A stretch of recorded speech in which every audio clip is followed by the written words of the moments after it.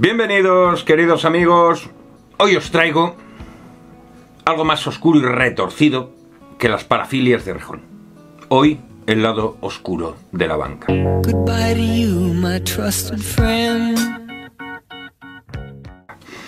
En el vasto y opaco mundo de las finanzas globales, mientras los bancos tradicionales, como el Santander, ocupan los titulares contándonos cómo han decidido en Davos exprimirnos un poco más, pues hay actores en las sombras que sostienen o desestabilizan el sistema financiero. Los conocidos como bancos en la sombra son, pues, esas entidades que operan en la periferia de la regulación y que, como buenos fantasmas de castillo embrujado, se hacen imprescindibles, pero invisibles. El problema, pues que no sabemos qué demonios hacen la gran parte del tiempo. Primero hace falta entender qué son estas entidades. Y, para ello, hay que remontarse a la gran crisis financiera del 2008. Cuando los bancos tradicionales quedaron tocados por su propia y avariciosa incompetencia y la avalancha de regulaciones que vinieron después, estos bancos en la sombra encontraron su hueco, aprovecharon la oportunidad para ocupar el espacio que los otros habían dejado. Mientras los bancos se ahogaban en normas, restricciones y duchas de dinero público, las instituciones no reguladas, fondos de inversión, fondos del mercado monetario, firmas hipotecarias como Rocket Mortgage o S-Funds recogieron el testigo. ¡Qué oportuno! Algunos pueden sentir la tentación de pensar que aquello fue un acto heroico de salvamento económico, pues la banca en la sombra intervino para redistribuir crédito y mantener el flujo de dinero que mantiene engrasado el sistema cuando los bancos tradicionales ya no podían. Pero es que no es oro todo lo que brilla. No lo hicieron en un ataque de altruismo. Son bancos. Lo hicieron por el beneficio, evidentemente. Son entidades que no tienen que soportar el peso de la regulación bancaria, como por ejemplo, pues, unos pequeños requisitos como tener capital o las reservas obligatorias que los bancos tradicionales deben cumplir. Entonces, ¿cómo ganan el pastiche esta gente? Bueno, pues en lugar de depósitos se financian mediante mercados mayoristas, recurren a préstamos a corto plazo y operan con altos niveles de apalancamiento. Es decir, son como malabaristas, pero sin red de seguridad. Cuando las cosas van bien, son la polla, es espectacular, pero cuando fallan, todos nos estrellamos con ellos. Los beneficios son privados, pero las pérdidas son públicas.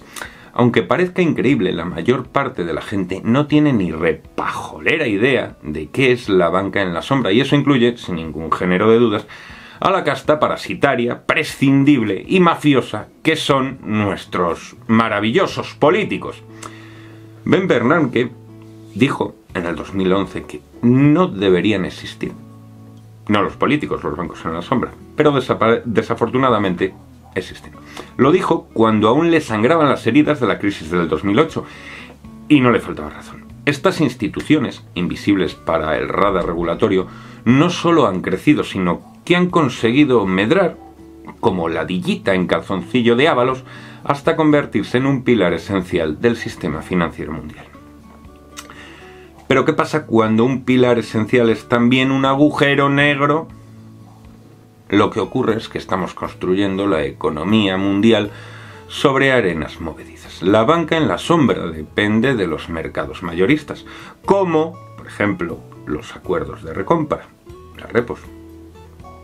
Es como se financian. Pero estos mercados no son infalibles.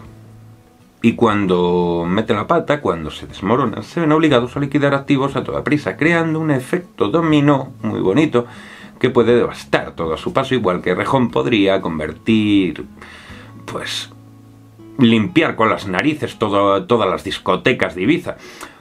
¿Os suena el 2008? Bueno, el guión es el mismo, solo que han cambiado algunos actores. Además, la complejidad del sistema es otra capa de problemas. Estos bancos en la sombra no operan de manera aislada. Están intrínsecamente ligados a los bancos tradicionales, que son los que son realmente quienes crean el dinero. La banca en la sombra se encarga de distribuir el dinero, pero al hacerlo añaden capas y capas de intermediación, generando nuevas cadenas de activos y pasivos que son imposibles de rastrear en su totalidad. ¿Cuál es el resultado? Pues una asimetría de información. ¿Qué quiero decir con esto? ¿Qué significa esto? Pues que ni los reguladores, ni los bancos, ellos tampoco, ni los propios bancos en la sombra saben exactamente qué está pasando en este laberinto financiero. Es una cantidad de guano estimada del tamaño del puñetero Everest. Hay que pensar que el crecimiento de esta banca no muestra signos de desaceleración. Según los datos ofrecidos por el BCE y la Fed, en el último año los bancos han prestado más de $1 billón a estas entidades opacas. Y, como advierten algunos reguladores, su huella en el sistema financiero se ha expandido enormemente, sin que el marco normativo haya sido capaz de seguirles el ritmo. ¿Y cuál es el resultado de esta expansión descontrolada? Pues un riesgo que realmente es para todos y no llegamos ni a imaginarnos. Estas entidades operan al margen de las normativas tradicionales, lo que significa que pueden permitirse asumir riesgos que los bancos regulados no podrían enseñar. Sin embargo, cuando algo sale mal, todo el sistema se va a la mierda, porque al final todos estamos conectados. Si la banca opaca cae, arrastra consigo a los bancos tradicionales y en última instancia a la economía real, a todos nosotros. Un claro ejemplo es el mercado hipotecario en Estados Unidos, ¿vale?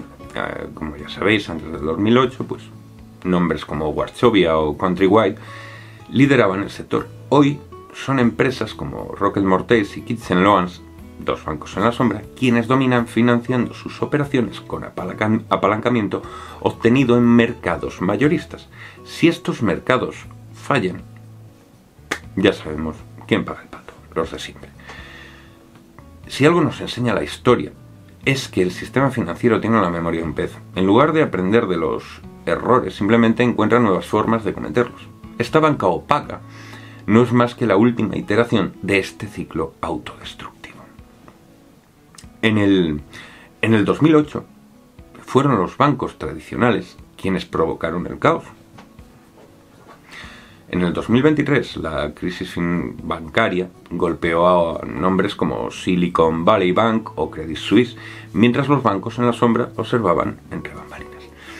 Pero si un día los mercados mayoristas colapsan y estas entidades no pueden financiarse, el desastre va a ser apoteósico. ¿Por qué? Pues porque han asumido un papel crítico en el sistema financiero global.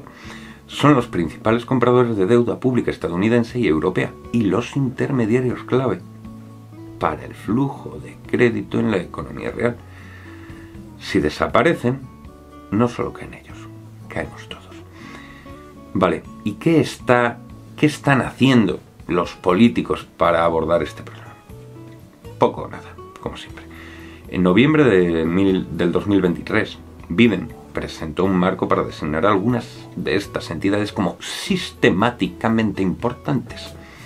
En teoría esto les impondría mayores requisitos regulatorios, pero no fue más que un parche de cara a la galería. Ese sistema pues lo que necesita es una reforma estructural. Pero bueno, no son entidades transparentes, son todo lo contrario a la transparencia. Y si no sabemos el tamaño de su mierda, ¿cómo podemos regularlos? Es irónica la situación. La regulación tradicional no funciona porque la banca en la sombra, por definición, existe para eludirla. Como dijo Nietzsche, si miras mucho tiempo al abismo, el abismo también mira dentro de ti. Estas firmas de inversión son ese abismo. Son un agujero negro en el centro del sistema financiero. Son indispensables, sí, para mantener el flujo de crédito, pero también son un riesgo palpable e inabarcable casi. Esperemos que la próxima vez que oigamos hablar pues de Rocket Mortais o Black Rock, recordemos que puede que estén salvando el día de hoy, pero mañana podrían ser quienes desaten el caos. Y lo peor es que, como siempre, nosotros seremos los que pagaremos el pato. En fin, vamos a ver por dónde sale el sol con Trump, que esto promete diversión a raudales. Muchas gracias, queridos amigos, y feliz día. Un fuerte abrazo.